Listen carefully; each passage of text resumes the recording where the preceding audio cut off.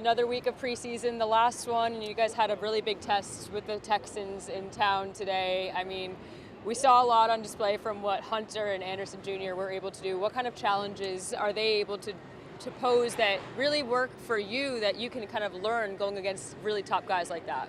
Yeah, I think it's good kind of going against a bunch of different rushers. I think this last week in Jacksonville, I got some new rushers there, and now here in Houston, I'm getting some new rushers to go against. And everything's just a learning experience at the end of the day. I might have gotten beat on some reps, but now I'm just going to go in the film room and kind of learn from it.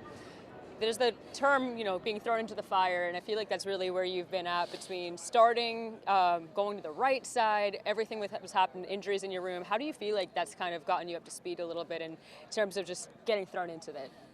Yeah, I just think I'm forced to adapt. I'm a product of my environment, so I'm being thrown in the fire. I'm going to have to adapt or else I'm going to be getting beaten. Right. I'm having no shortage of that, right? I think getting beat is just kind of part of it. And so, coming into this practice and, just learning my lessons and all of that, it's just what it is.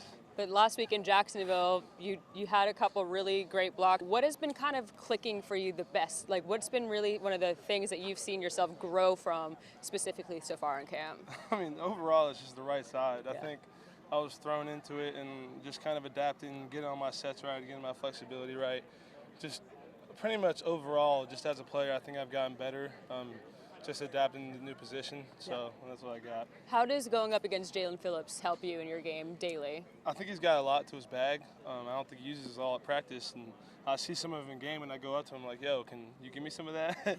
Can I get some of those rushes, like his power and all that, so I can get better? But just going against a good player like that gives me confidence coming into practices like this, and especially coming on to our official first game. Right.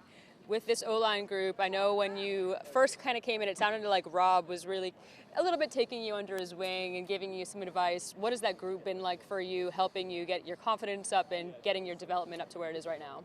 They always just tell me it's part of it, like the growing pains and everything that you go through at practice. And they're all like really lighthearted, but they're also like they understand that like I want to get better just as much as they want me to get better.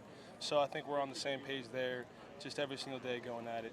Yeah, going to the right side shows that you are versatile. And thinking back to draft night, we heard the inside the draft room talk, and it sounds like everyone was so happy it was you. Like from the jump, they wanted you when they were on the clock.